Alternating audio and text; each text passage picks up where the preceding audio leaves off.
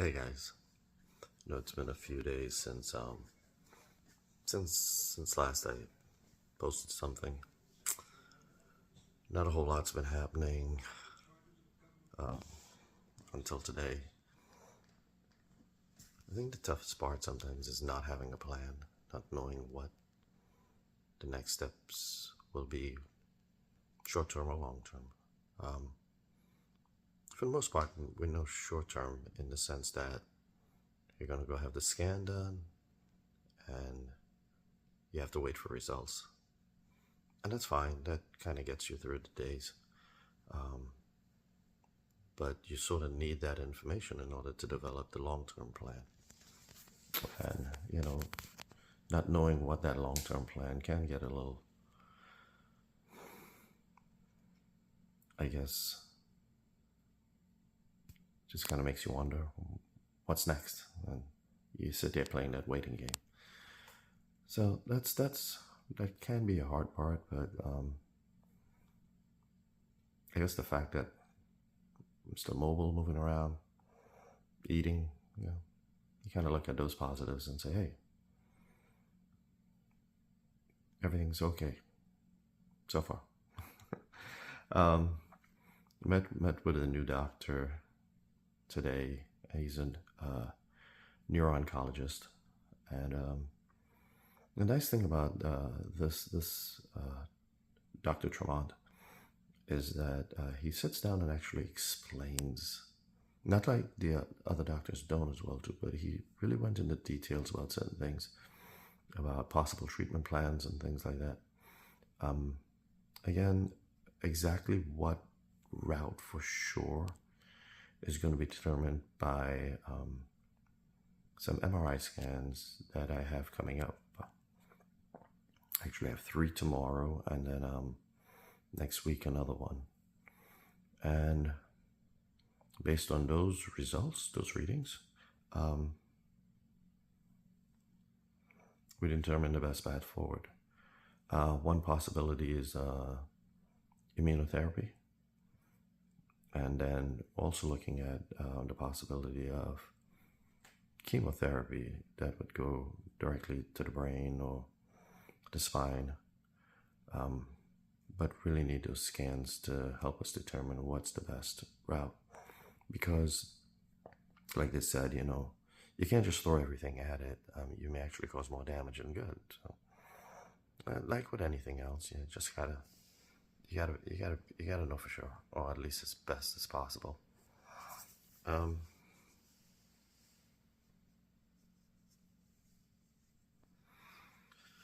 It's a lot of the waiting game, a lot of sitting around, a lot taking the meds, and sort of trusting in people that you just met. But the nice thing is when they sit down and explain things to you, you get comfortable with the knowledge that they give you, and you learn to filter out all the other noises. Like the doctor said, obviously don't listen to Google. It's one of those times that Google is not your friend, and don't listen to people that are not part of your medical team, including families and friends that think they know and they don't really know because they don't know your specific situation. Yes, you may have a tumor disease that fit in a family of diseases, but the treatment for that specific one may not be the treatment that Joe or Jill down the street may get as well too. Even though it may all be called the same, your treatments might be a bit different.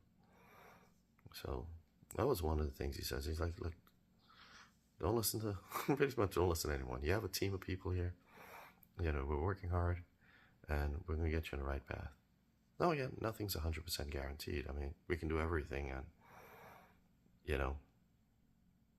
still not get the results we want. Or we may get some scans and see certain things and just monitor. Hoping for that one, but you just don't know. what's going to happen.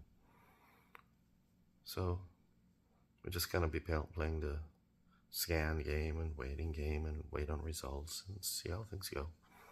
And go from there. And other than that, try to stay positive, exercise, eat, whatever you can do.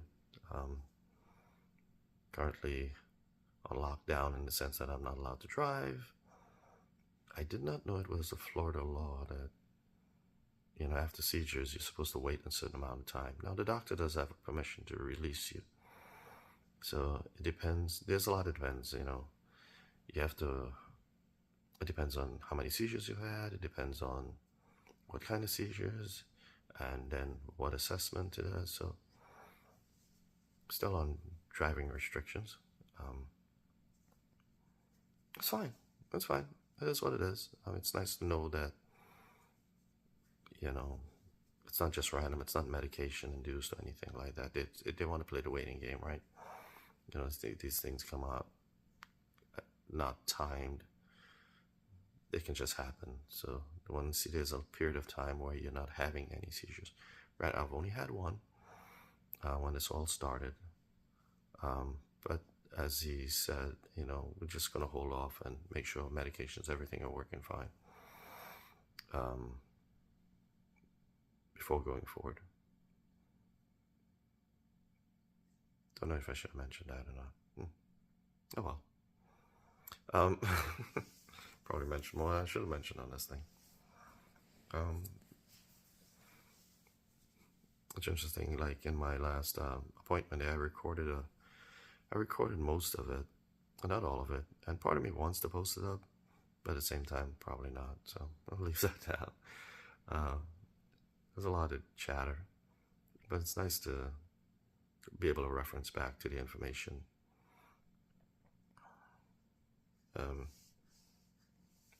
Yeah. Again, won't go into exactly what the specific disease is because, again, people will Google and read something, and since the disease can cover a wide range, of course you're going to see the worst and focus on the worst and think that, hey, we'll see him in, he's got 2 weeks. It's not anything like that. I have a scan in 2 weeks. That's about it.